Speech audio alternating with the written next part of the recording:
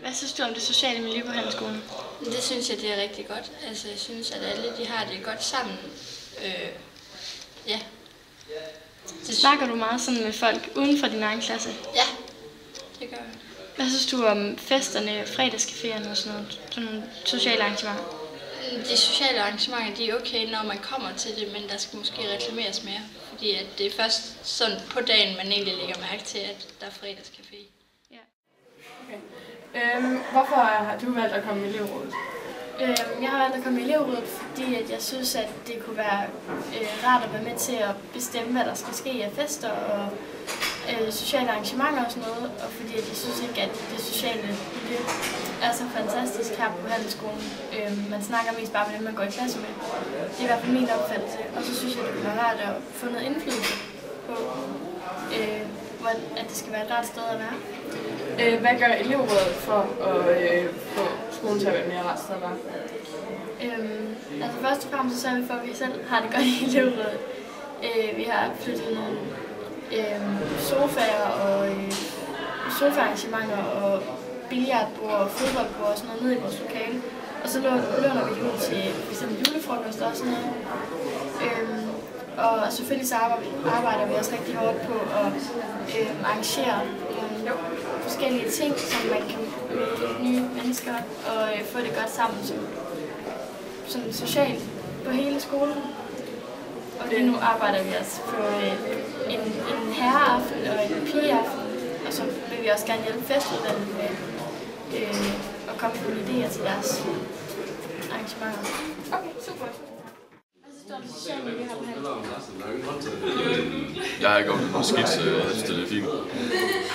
Snakker du meget med folk uden for din egen klasse?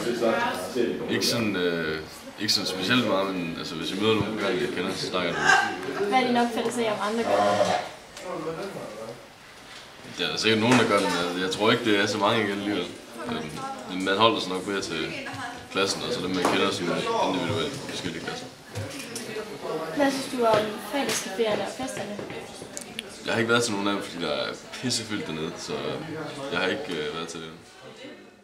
Hvad synes du så om det sociale miljø her på handelsskolen? Det er godt i forhold til andre skoler, synes jeg.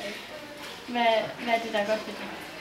At der er sådan en stor fællesskab, man også kan snakke med fra andre klasser. Snakker du meget med folk fra de andre klasser, end dem du går i? Forholdsvis, ja. Hvordan synes du, at det sociale miljø på handelsskolen det er? Det er sgu hyggeligt. Det er forskellige mennesker samlet på et sted, og det er bare dejligt at være, her. Og alle er glade, og det håber jeg også alle andre er. Snakker du meget sådan med folk uden for din egen klasse? Ja, det synes jeg. Forskellige mennesker synes jeg, det er mere fedt at bare snakke med andre mennesker og være meget åben. Det synes jeg er en fed stil. Ja. Hvad synes du så om festerne og fredagscaféerne og de sociale arrangementer? Jeg har ikke rigtig været til nogle af de her fredagscaféer, så med min ven er en af dem, der står for det, så jeg synes, at det er en rimelig fed idé, og jeg skal bare blive med på den måde. For rektors kontor, Bruno Lindskjold, vi har tænkt os at gå ind og interviewe ham om, hvad han har tænkt sig som skoleleder at gøre, for at det sociale miljø på handelsskolen er rigtig godt. Men han sidder så desværre i møde, så det må blive en anden dag. Konklusionen på vores dokumentar er, at eleverne er glade og tilfredse med miljøet på handelsskolen.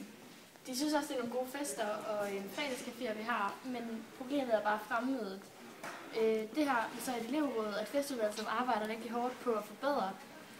Derudover vil de også lave nogle flere arrangementer og gøre nogle forskellige ting for at forbedre stemningen mellem eleverne og stemningen på skolen og atmosfæren og det sociale miljø.